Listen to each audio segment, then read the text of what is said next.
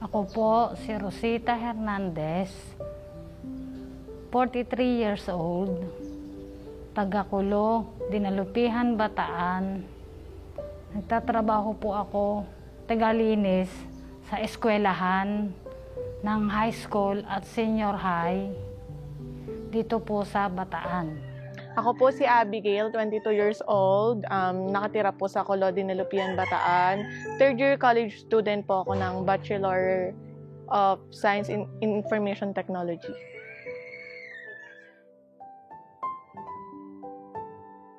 Una po siya, yung nilalagnat, matamlay.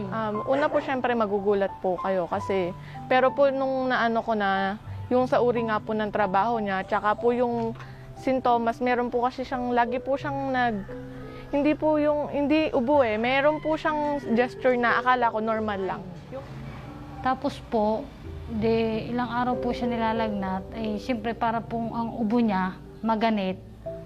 Minsan po, umuubo siya, nung pong parang pinilit niya umubo, may lumabas pong kaunting dugo. Yung pala, yung parang tumitigim po siya, lagi pong parang may nakabara sa lalamunan niya. Akala ko po nung una gesture nga lang talaga yon, pero nung yun na nga po pala, naging po pala yun na, ayun na nga po, nagkaroon siya ng sakit.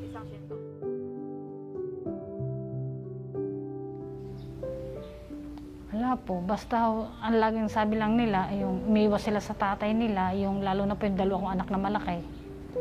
Ako na po rin ang nagkuka na, sabi ko, tay, huwag kang basta-basta na lang gumagamit ng mga baso o lalo na may dalawa tayong anak na maliit. Lahat po na may kasamang may sa TV. Ayun po, so nung pinatawag po kayo, paano po nabanggit sa inyo na kayo po ay dapat maggamutan din?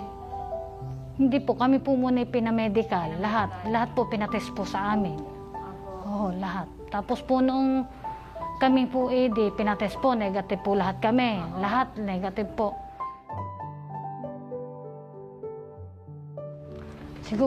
Siguro po uminom lang po kami siguro mga 2 months.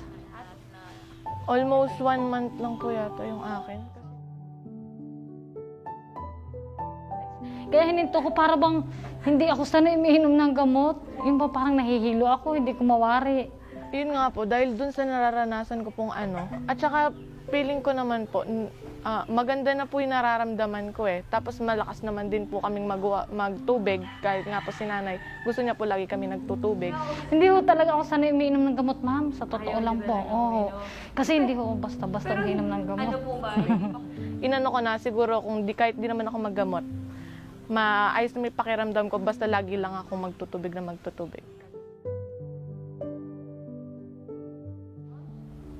Opo, hihikayatin ko po hanggat meron, total lalo naman po libre, hindi na ho kami bibili. Hanggat ang ikukuhan ko kung may mga katulad kung may sakit na sa TB, idiretso nila yung, kung lalo na libre yung gamot, idiretso nila, ipagpatuloy nila ang pag-inom. Diretso? Opo, idiretso po. Siyempre po, kasi sa tingin ko ikakabuti po nila yun. Pero kumpara po kasi sa akin talagang ewan ko po ba't hindi ko talaga siya kayang i-take ng ganong katagal na nararanasan ko yung epekto.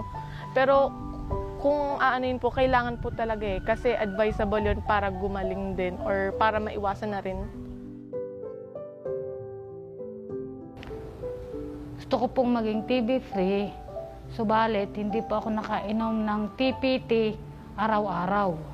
Gusto kong maging TB-free, kaya lang nung ako'y uminom ng gamot, nakaranas ako ng mga epekto ng pagtamlay tuwing hapon at hindi masyadong pagtulog tuwing gabi, kaya tinigilan ko ang pag-inom.